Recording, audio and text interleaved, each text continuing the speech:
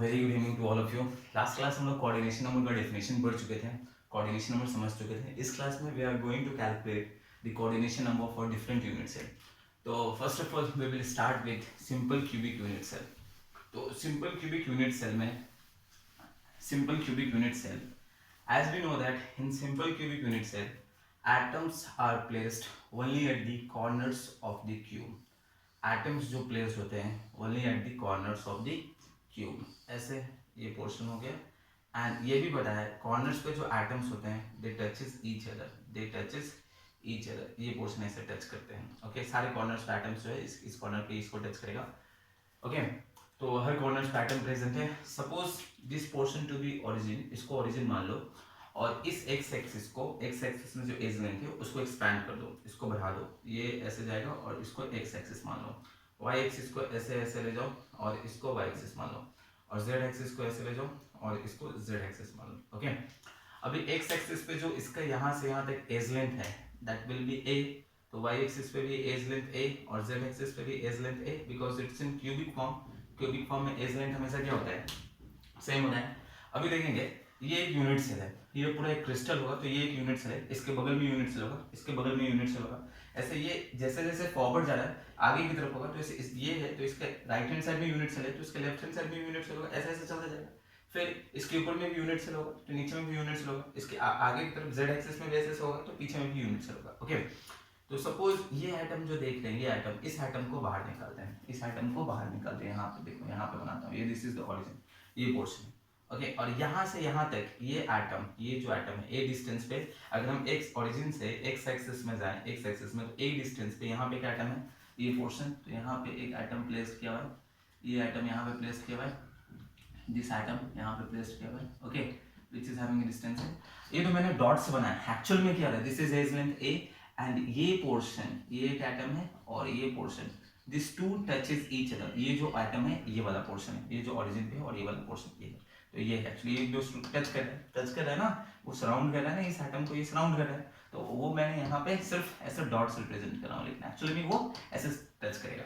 अगर वो इसके रिस्पेक्ट में यहाँ पे एक्स एक्सिस में, अगर पॉजिटिव एक्स एक्सिस में यहाँ पे एक एटम प्रेजेंट है, उसी तरह अगर हम जाएंगे नेगेटिव एक्स एक्सिस में, तो दूसरे यूनिट सेल में यहाँ पे एक एटम प्रेजेंट होगा, तो यहाँ पे वही इतना ही डिस्टेंस पे, ए डिस्टेंस पे, तो यहाँ पे एक एटम प्रेजेंट होगा, ये portion, this atom is present here, यहाँ पे ये एटम प्रेजेंट है।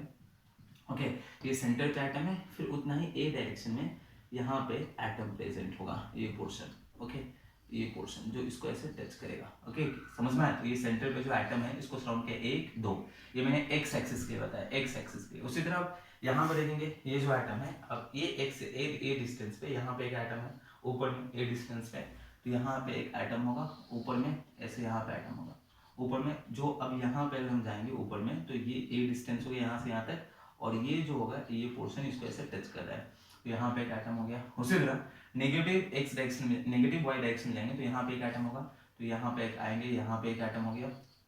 ओके समझ में आया, तो इस एटम को हैड प्रेजेंट, इस जो सेंटर पे एटम है, ये जो सेंटर पे एटम है, it is surrounded by x axis में, अगर देखेंगे पॉजिटिव एक्स एक्सिस में एक एटम है, नेगेटिव एक्स एक्सिस में एक एटम है, वाई एक्सिस में, पॉजिटिव वाई एक्सिस में ऊपर एक एटम है, एक नीचे एटम है, और एक फ्रंट में एटम होगा, जेड एक्सिस, एक फ्रंट में एटम होगा, फ्रंट पॉजिटिव जेड एक्सिस में, और एक इसके पीछे होगा नेगेटिव जेड एक्सिस में।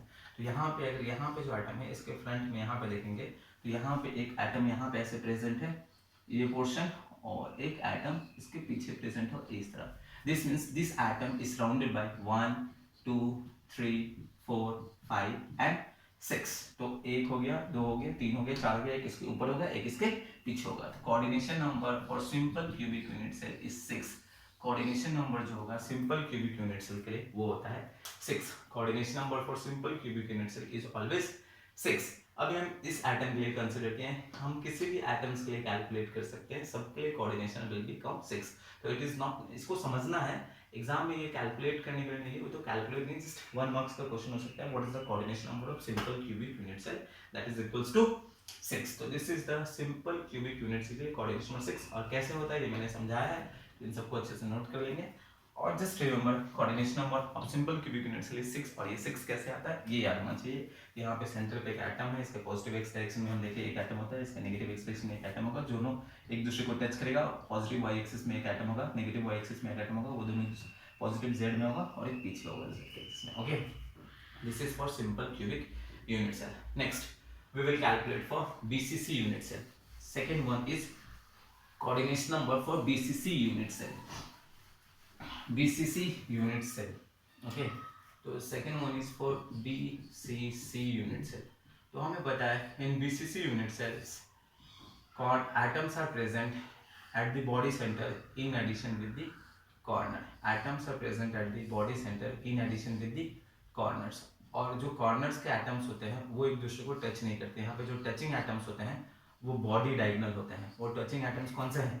Body diagonal. तो अगर ये बॉडी के सेंटर पे एटम है, ये this is the centre of the cube, it has the centre of the cube, और यहाँ पे जो टच करता है दिस इज बॉडी डायगोनल. ये पोर्शन एक और ये पोर्शन दो. बॉडी डायगोनल टोटल एक कितना होता है क्यूब में? बॉडी डायगोनल सपोज यहाँ देखो, ये जो रूम है दिस इज, ये जो हॉल है इट्स अ क्यूबिक फॉर्म. तो सेंटर पे एक एटम प्रेजेंट है, सेंटर पे एटम प्रेजेंट है और कॉर्नर्स पे एटम्स प्रेजेंट है. वो कॉर्नर्स, ये कॉर्नर्स, ये कॉर्नर्स, ये कॉर्नर्स, ये कॉर्नर्स.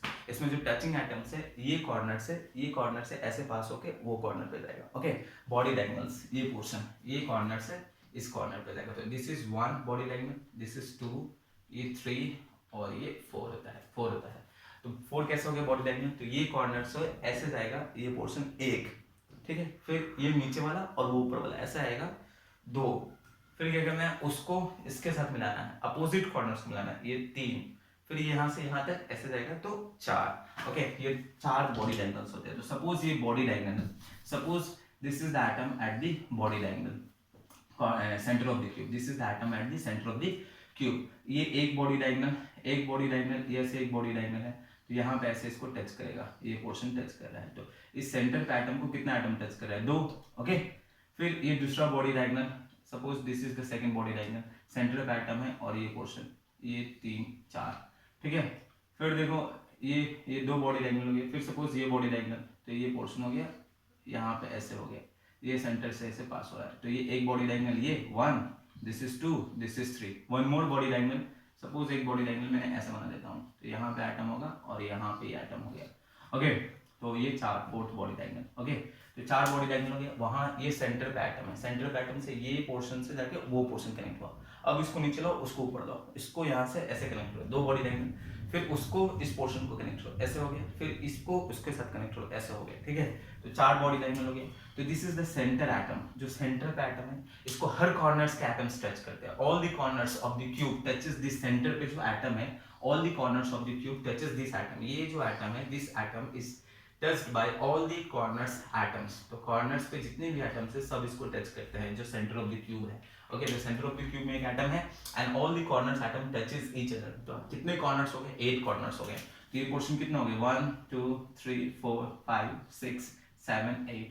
तो coordination number for BCC unit cell is 8. Coordination number for BCC unit cell is 8 and coordination number for simple cubic unit cell was कितना था?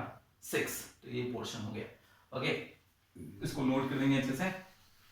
नेक्स्ट देखो, अभी देखो यहाँ पे एक टेबल कंप्लीट करेंगे. Unit cell, next Z, next R and A में relation, next percentage packing efficiency, next percentage voids, next coordination number.